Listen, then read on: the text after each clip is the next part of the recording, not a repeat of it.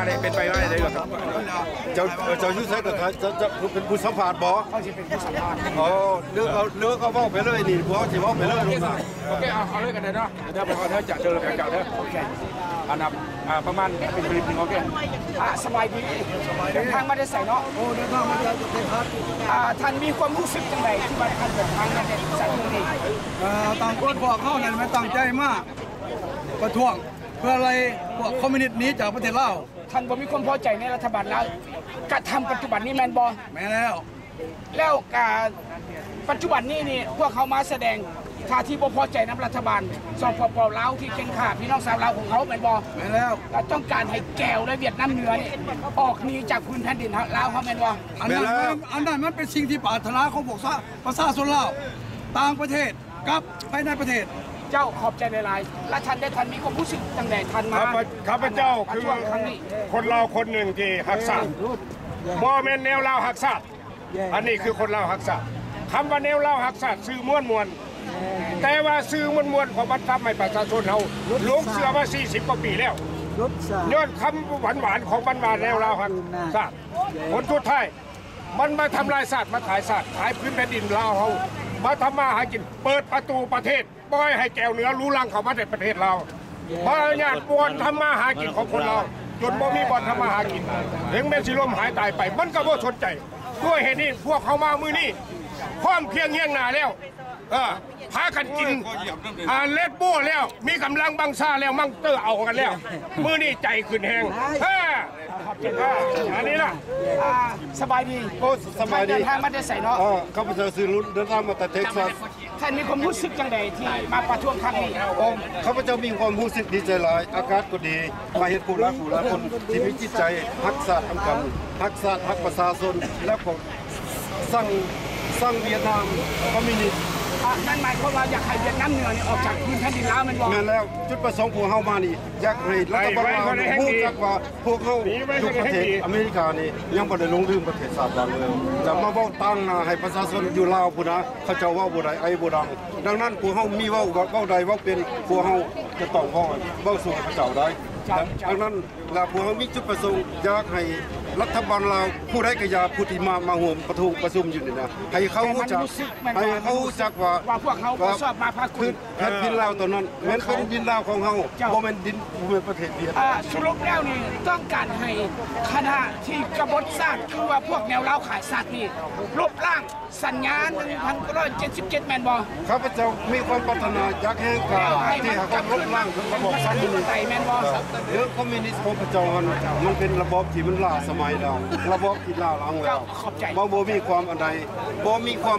ประโยชน์บ่มีความการจังซั่นอยากขอให้ลบล้างระบบคอมมิวนิสต์ถ้าอยากให้ประเทศชาติบ้านเมืองมีความอุดมสมบูรณ์จะต้องเปลี่ยนระบบต้องมาเหยียบหน้าแบบจุมาลีเหยียบมันเราไม่ได้มาเหยียบอยู่นี่มันนี่มันบ่สลัดสงสัยที่แท้บ่แม่นบักนี่มันโลที่สุดนี่เหยียบแล้วตีนย่อไงมันขาดพ่อมันติดท้ายไว้คนในท่ากันเนี่ยเหยียบลงไปเหยียบเอาน่ะบักนี่ทหารเหยียบสัตว์เอาอย่างสุดใจสัตว์เอาอย่างแอบใจแต่บักนี่มันบูความมันนาด่านมันนามึงมันบูอายมันยังอายมันบูมีผู้สินำมึงเหยียบมันโลดเหยียบมันมันเหยียบมันโลดมันอยู่มันเชื่อมันเหยียบนะมันเหยียบมันโลดเยี่ยวใช้ได้บ่เยี่ยวใช้ได้บ่มาลีเยี่ยวใช้เอาเห็นก็เลยยังเอาไปเซ็ตไหนก็ได้นะมาเอาเหยียบลงไปทหารเหยียบลงไปเหยียบ2 ตีนเอาเจ้าไปนิดมันเหยียบมึงคือกันแล้วไอ้พวกเอาโลออกที่มาบักซิงเข้าใจไหมมันนี่น่ะมันตายมันเชื่อมันใหญ่แช่งมันนั่นพ่อแม่พี่น้องเบิ่งยังมาสีแม่มันบักทองสิงบักลูมาลีบักคักรถทันใจบักลูกมาบักนามาลูกมาบักเสือมาไผ่มันหนีจากประเทศลาวนั่นเชื่อชาติมานั่นไผ่มันหนีแก้วจูนี่นั่นแก้วคำไตแก้วจูมาลีแก้วท่องสิงแก้วลูฮะพวกนามาโมเดลมันหนีจากประเทศลาวเข้าอายุเป็นดินทุกข์เราอ่อนมาเป็นแล้วอันจีน ไ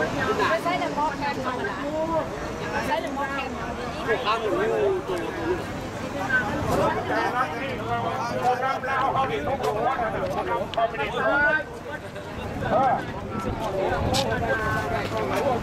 ไอ้มียังมาปล่อยมาสาบมาแซงมันมาสาบมาแซงมาโลด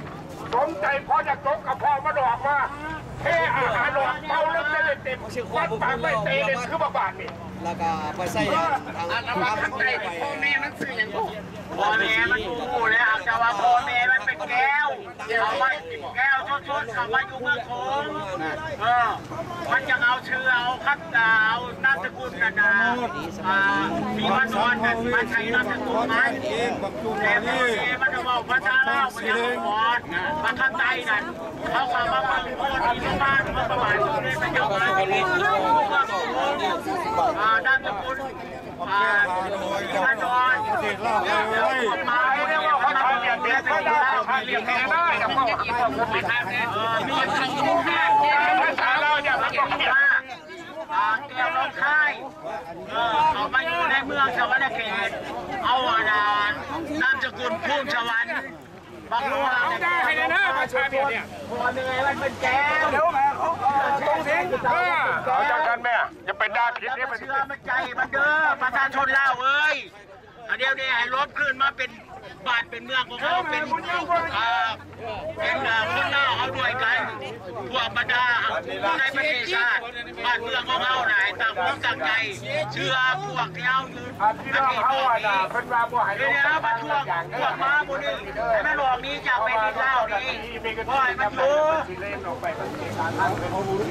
ให้เขามาทั้งปีทั้งเรื่องพี่น้องเรา ในบ้านเดี่ยวมันเบ้ามาแหละบักขับไต่สีพันดอนพ่อแก้วแม่แก้วว่าของเราบ่คอย เจ้าหน้าที่ปัญหา มันยกออกมาอยู่เมืองโขงแล้วก็ใช้น้ำสรรพคุณสีพันดอนอันนี้แม่นความจริงเด้อพี่น้องคนได้ใส่ไล่ไปสีคนได้ใส่หาเรื่องใส่ผู้ใดส่วนบักเท่าหมูห้ากันคือคนแก้วทั้งเมืองไทยพี่เบียดแก้วย่ายเขามาใช้น้ำสรรพคุณนั่นแหละอันนั้นไอ้สีทับเนี่ย อย่าลืมนะพี่น้องเด้อ สวัสดีนะ คันเขาชนะแล้วขับไล่แก้วนี้ไปแล้วอย่าลืมปั่นเชือกใหญ่ๆไปผูกคอคุณบักไก่สอนนะครับลงจากแทนให้ได้ อันนั้นละแน่นอนแล้วอันแน่นอน แล้ แล้ว ว ว่าอย่าชั่วไปกินไทยบ้านผู้ไหนมันหกมันหนัก งอ ไป จาก เล็บ กัน ให้ นะ มันมุนๆคือแป้งสิงคโปร์แล้วเอาไปห้อยใส่หนาบุญธาตุหลวงให้คนได้เหยียบได้ยำมัน บอกว่าแกสอนบอกว่าแขกินบุรีบอกว่าพากันเยี่ยวห้วนหัวมันเป็นอาหารแขกินบุรีหัวมัน เอาจังสั้นแล้วก็สมใจ สั้นมันคอยยังไม่สมใจอีกพอมันขาบ้านขาเมืองขาพ่อขาแม่เขาพุ่นซาดพุ่นเมืองเขายอมไม่ได้เด็ดขาดอันนี้มาแล้วผมอยู่ในรถบัสแล้วอยู่รถบัสฮะแล้วกลายไปเลยฮะก็แมนซากพ่อเป็นลุงโลดอยู่ถึงแทนน่ะหุ่นใหญ่ๆฮะน่ะมาแล้วก็ไปเยี่ยวชะโลดเหยียบย่ำมาโลด